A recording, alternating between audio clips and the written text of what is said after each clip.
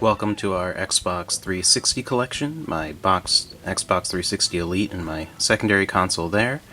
The Xbox 360 was my second favorite console of its generation, a console that I really enjoyed using and was surprised I liked it better than Sony's console, which has not been the norm in generations before or since. But I did enjoy the Xbox 360 and I'm still collecting for it. There are a few games still on my list for the system, but I'm still very happy with what I have so far. This is what we have for the Xbox 360 at the beginning of 2020.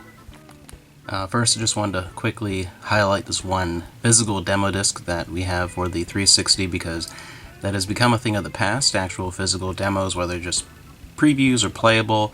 And this is pretty early in the lifespan of the 360. The best RPGs are on the Xbox 360, and at the beginning of that generation that was true, and surprisingly so, because that is not a name that normally would have come to my mind as far as RPGs. You can go into older consoles. It was definitely Nintendo with the NES and Super Nintendo, and that was really the PlayStation and PlayStation 2. But at the beginning of that generation, it was very true. You have, even just right on the cover here, Blue Dragon, Mass Effect, Lost Odyssey, and Fable 2. The 360 was the go-to place for RPGs at the beginning of that generation, including a game that in the US was exclusive to that console until very recently. You have Tales of Vesperia, one of my favorite games in the series, and one that I repurchased the definitive edition on the Switch and loved playing all over again. This was released on the PS3 in Japan, but this was only available on the 360 here in the US.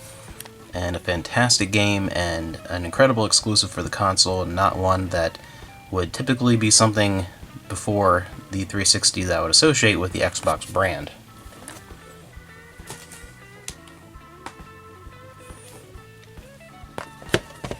Zone of the Enders HD collection, and these are fantastic games. I played them both on the PS2 originally. Both 1 and 2. 1 is amazing. 2, though, is just a whole new level. It is my favorite mech-based game ever. Zone of the Enders Second Runner. Just fantastic games. This is an amazing collection, no matter how you get it. Great games. And these are the Kojima games that I'm a big fan of, much more than the Metal Gear series. I absolutely love these. And I always say these are kind of some of the best Gundam games that are not Gundam games.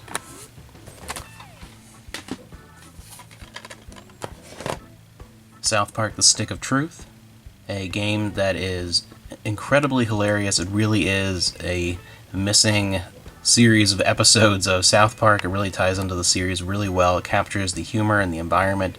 I loved being able to actually explore physically the town of South Park, and at the same time, the RPG elements in it were pretty fantastic. It actually was a half-decent RPG in its own right, even without any of the South Park humor. But that was really the selling point. This was a very high-quality production overall.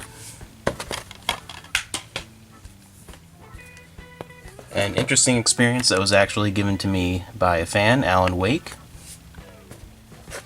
Great use of light and dark in this game, an interesting psychological thriller, but one that I felt was a little too structured like a TV series.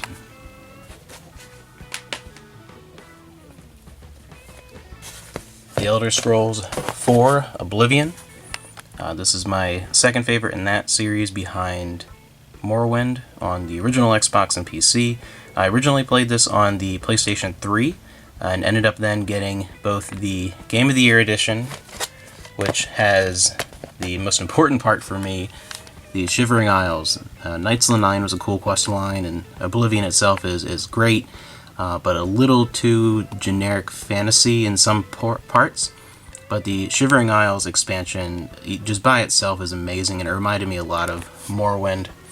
And then we have this nice big box, the collector's edition of the regular edition, not the Game of the Year. I'll go ahead and open that up.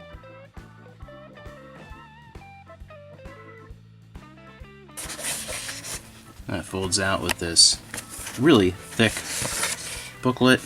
Let's see, hopefully you can see that in the camera.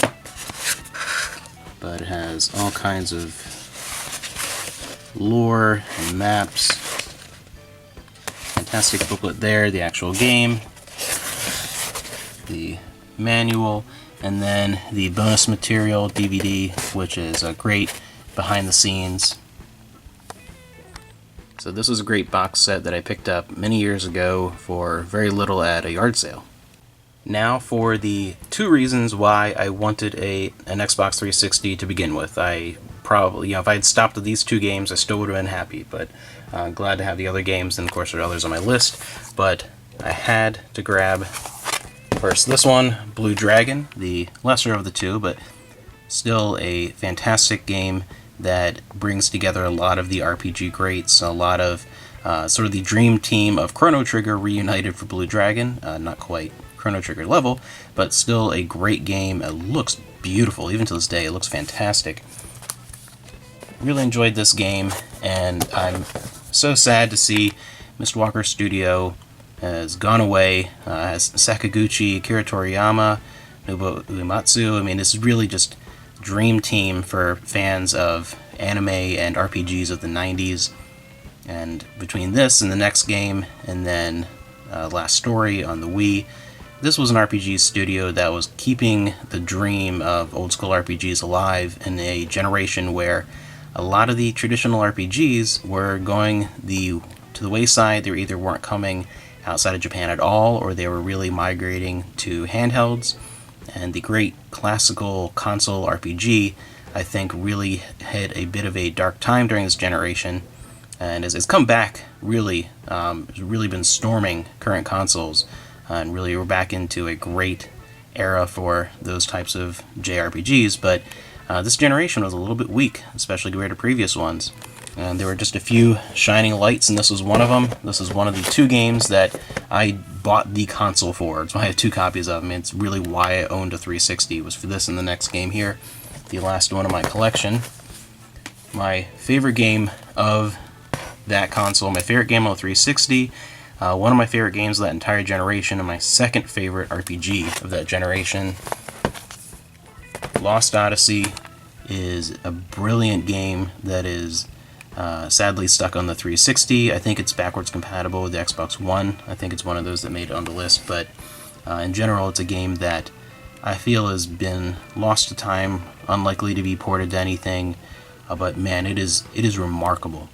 It is an astounding achievement, and in so many ways this feels like the true Final Fantasy 13. I played Final Fantasy 13.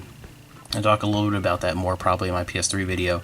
And just for me, Final Fantasy, the last one was 12, and then Lost Odyssey, fantastic. I mean, this game really, my brother recommended it to me and tried to get me to play it for years, and I had it and I just never got around to it.